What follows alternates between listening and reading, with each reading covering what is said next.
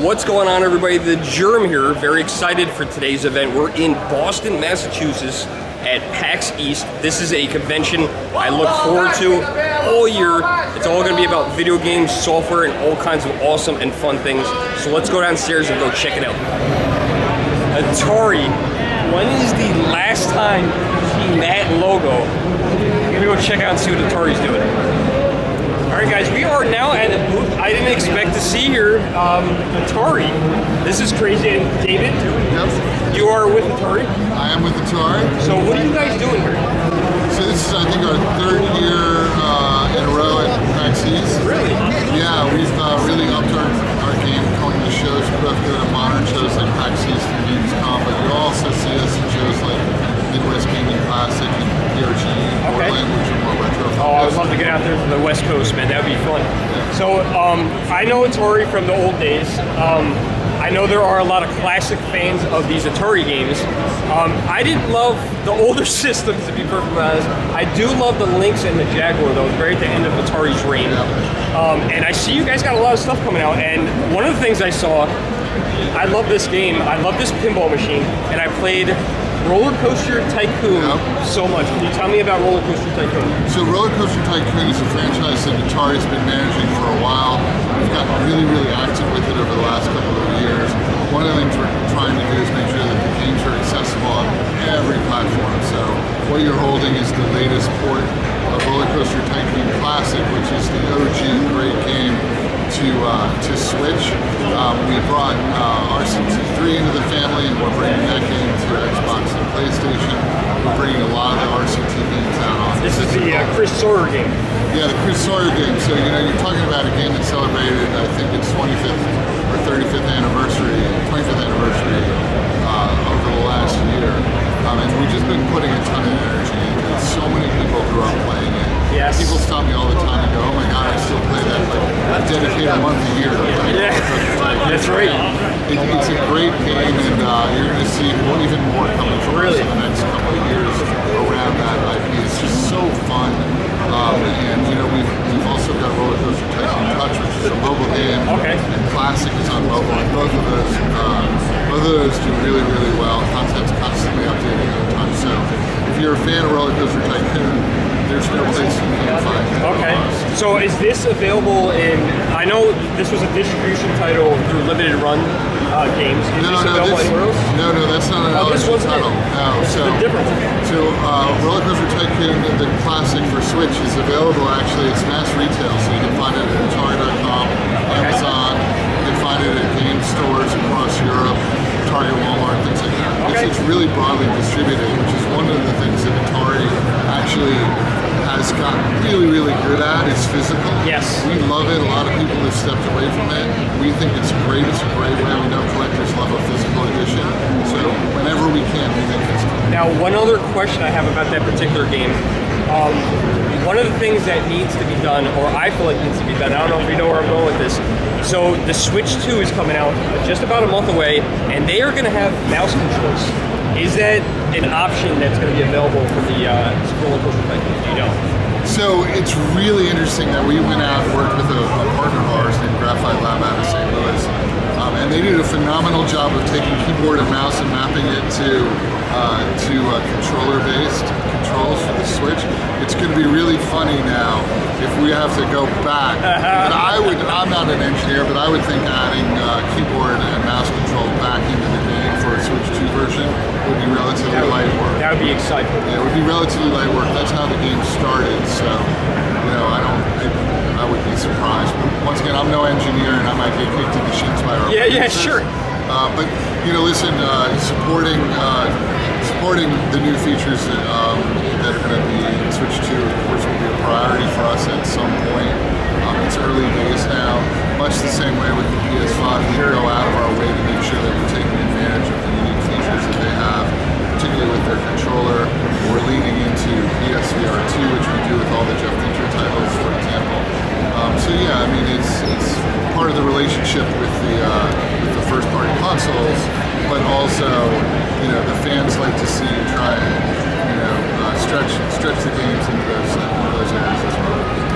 Now, as I was walking past your booth, I saw something I was kind of surprised, shocked, and something a little unusual. Is this a brand new Atari game? Well, it is and it is not. So 2 years ago, we brought back the very first Atari 2600. It's called the Atari 2600 Plus. And so many people still have either games or the console. Yes. But you have to have a CRT and money years to play it. You know, I think everybody has an Atari or had it. Exactly.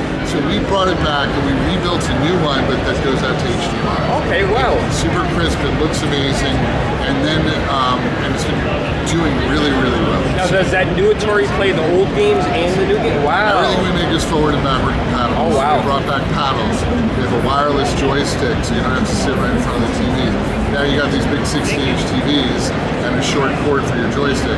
Doesn't work. So we've got 2-button gamepad controller for the 7800 games that's also wireless. And if you have an original thing but you don't have controllers, buy the new ones. Oh wow, no way. The wireless ones will work with your original. They also work with PC. They've got a little dongle. And all the games we make now work with the old console and the new console and vice versa. So it opens up 500-600 games, right? This new system we have makes them all accessible. And homebrew developers have been continuously making 2600 games since 50 years. Yes. So now you guys got quite the legacy. yeah, there's so many games, and they continue to make more great games. There are even original Atari developers from the early 80s who have come back in and are starting to make games. That's fantastic. Oh, it's so fantastic. So much energy around that right now. So it's been great. As I said, 2 years ago we brought it out. We brought out another console last year, and it's doing really, really Where well. can we pick up the Atari systems? You know, listen, I would go, Atari.com in the United States is a very reliable place to get them. Okay.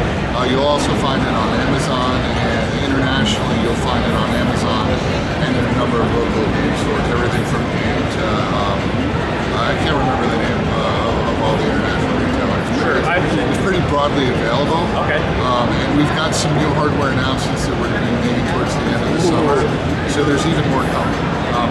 You know, I got a question. Yeah, go for it. I don't know if you can answer this or not, and I don't know anything about this, so this has nothing to do with David. He has no idea what I'm going to ask.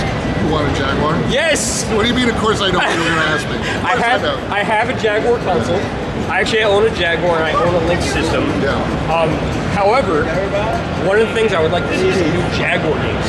So, actually, there are a lot of enthusiast communities that do make new Jaguar content, but it's usually pretty experimental. So we started with the 2600 and 7800, which are the most widely known, the most games. The Jaguar is an interesting system. It's only in the market for a year. I think, what is there, 40 games available for it? It's somewhere between 40 and 60.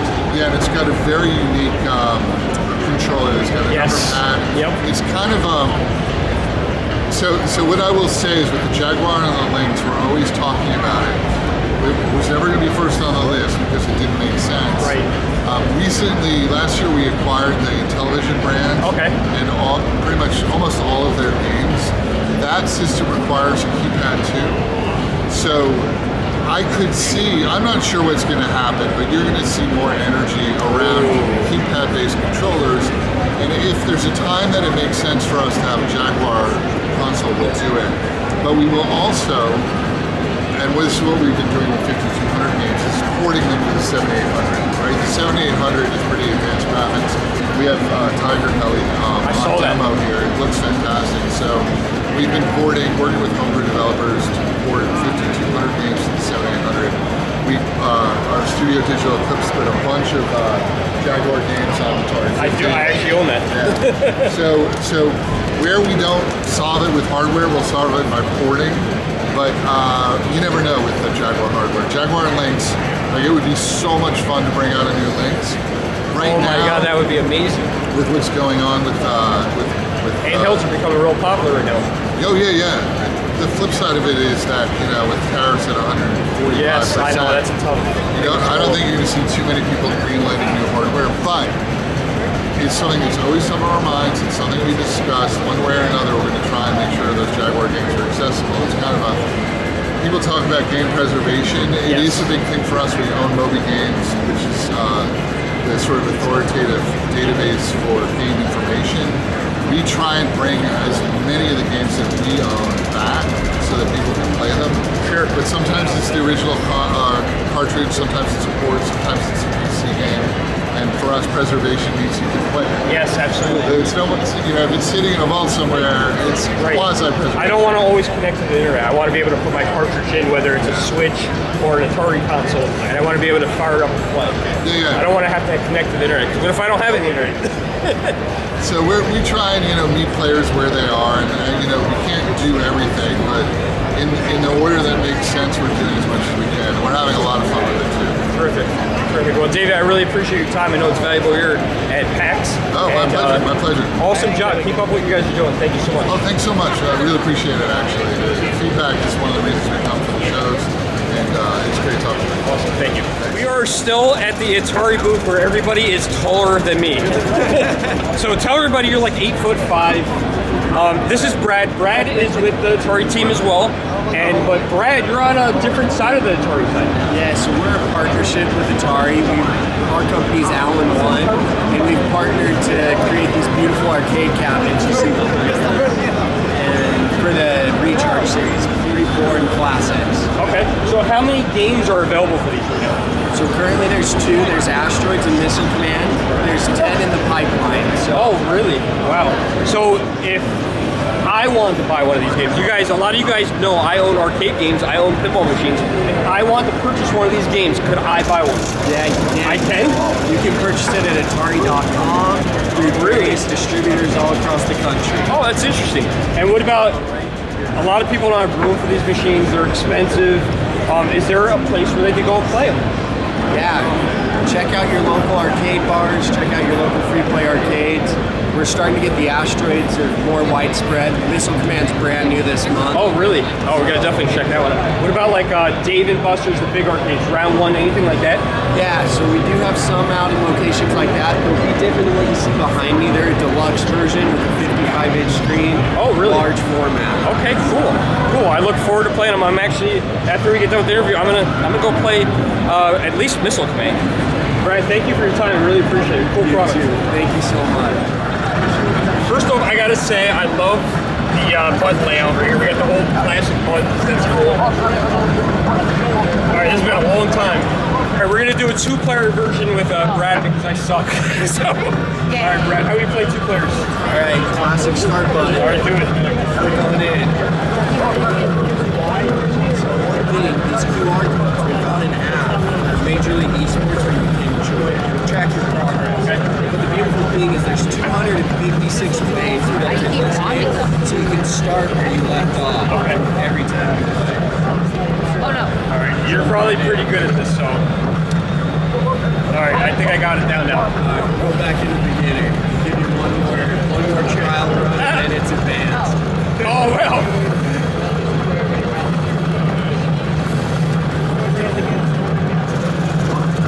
Here they come.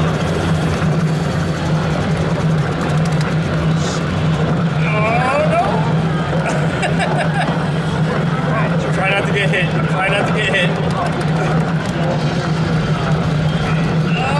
Okay, alright, we're doing pretty good. You're doing well. You're really awesome at it. Now, how many levels? Oh my god! Oh, I got hit. Knocker motor. Alright, here we go. I gotta remember, I get distracted easy. I gotta remember I'm purple. Oh! Right into me. Oh yeah, I like that. Oh! Yeah, so you would charge it with the smoke. Here we go. Oh my god, my score versus yours is embarrassing. He's got 2,400, I have 220. Alright, I'm gonna, oh my god, he's got some kind of, what is that? Power up, 7 shot. Alright, you didn't tell me about that. He knew we were doing this. Go get this one. Oh, okay. Well, I'm gonna try. I shoot across the screen. Holy crap! You're firing. I love this. Oh my god! I'm having trouble keeping up my ship. Hyperspace 3D control. Oh, they're like QR codes instead of those weird cards you can get.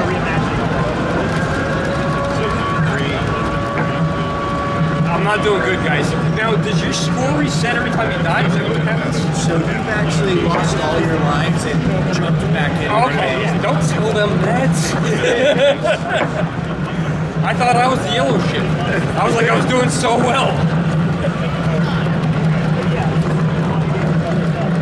Guys, he does have a very unfair advantage here. Yeah, just like the hour difference. Oh, dang it.